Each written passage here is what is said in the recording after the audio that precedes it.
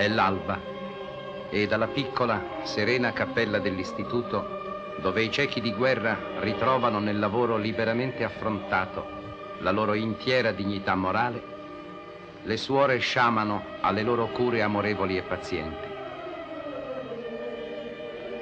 Ciascuna chiude in sé l'esperienza d'ogni giorno e la trasmette nell'ambiente che la circonda.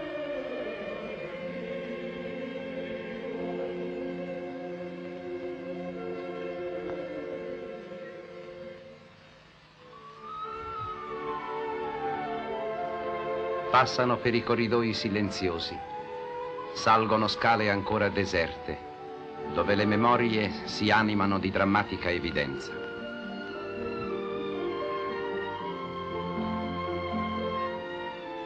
Il lavaggio degli occhi segna l'inizio del nuovo giorno.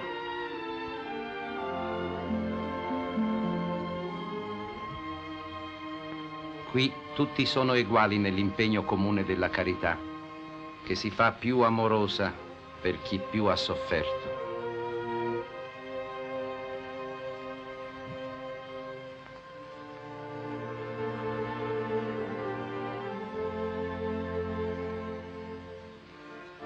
Le note gaie o nostalgiche della fisarmonica sono l'anima musicale di questi luoghi e i ricordi riprendono vita.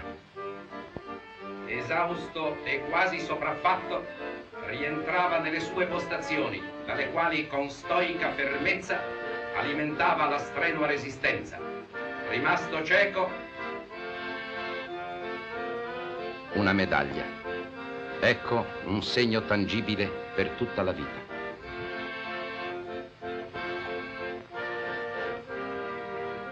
Ma all'aperto, con i compagni e gli ospiti, la giornata si fa più varia e piacevole.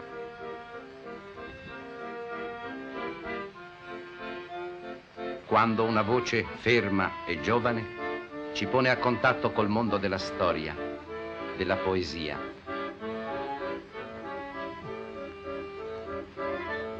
Alcuni già scrivono, nella gioia che una madre possa leggere le parole che non si vedono, ma si sentono nel cuore. Nella presidenza c'è uno come gli altri, che li guida e li conosce. Ne manca il dattilografo, preciso e rapido. Le sue mani obbediscono sicure. Altrove si studia. La patria ha un volto fatto di monti e di valli. Le dita cercano il paese natio. Il mondo intero è racchiuso in un gesto. Per esso le nazioni e i nomi si fanno sensibili.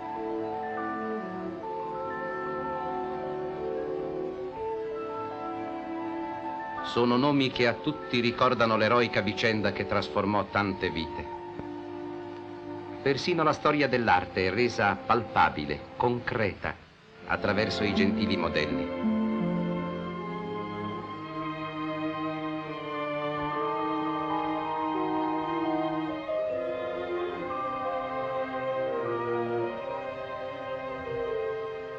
Una carezza può ridare l'immagine del Colosseo.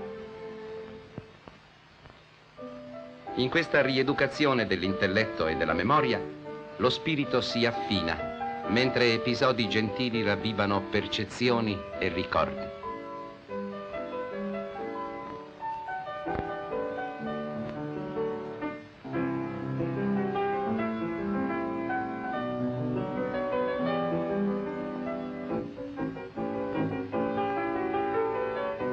Il profumo di un fiore, il bacio di una bimbetta, quanto coraggio possono infondere nella nuova fatica.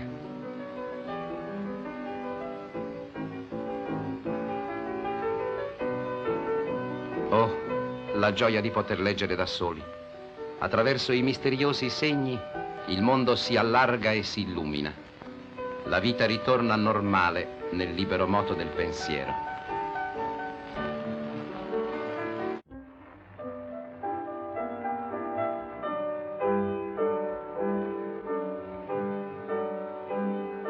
Il tempo non scorre più senza scopo.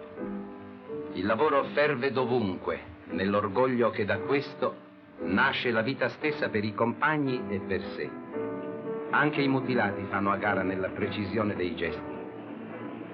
Di qui sgorga una fonte di futuro guadagno. È lontano il tempo dell'ospedale, dei primi passi tentennanti.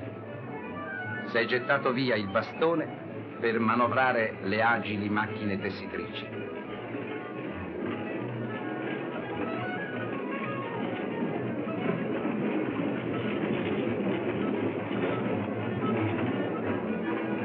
Accanto a coloro che videro per l'ultima volta i campi di battaglia dell'Isonzo, del Piave, sono i più giovani, reduci d'altre guerre, affratellati e nobilitati dal lavoro.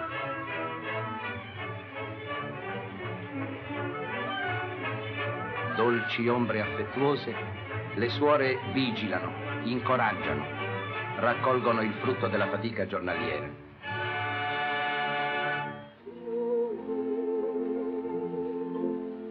Nel refettorio, attorno alle lunghe tavole, la vita di questi eroi pazienti ritrova la sua pienezza.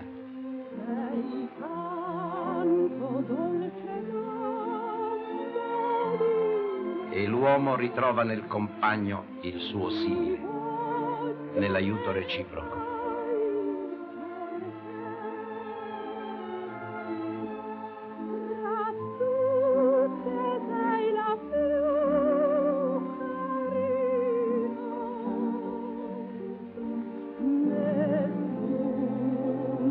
Per tutti la vita sarà meno difficile domani.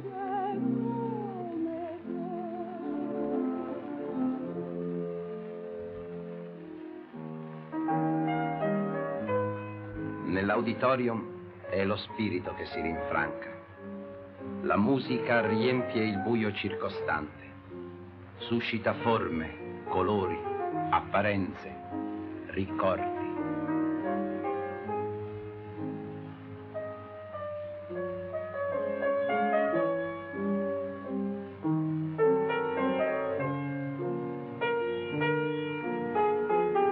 La scultura.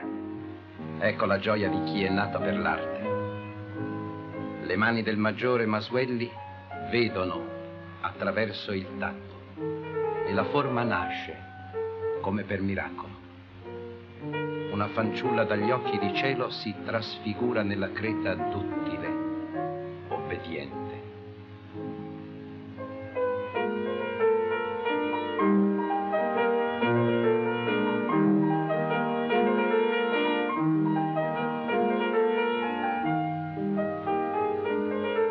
Le note del piano sembrano ispirare l'artista in un'atmosfera di tenerezza affettuosa.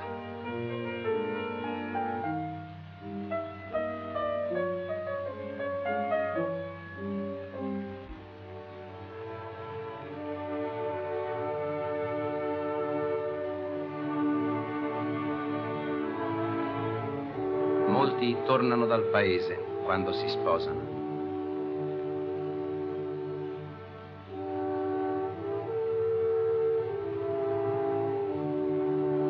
Vogliono che il grande momento della loro vita avvenga tra i compagni di rinascita.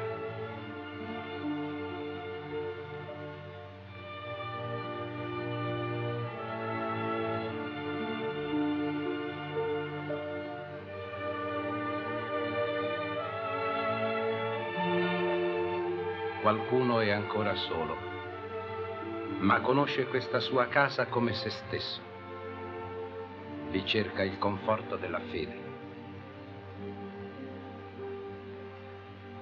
Sicuro, egli giunge all'immagine di chi soffrì per tutti nei secoli.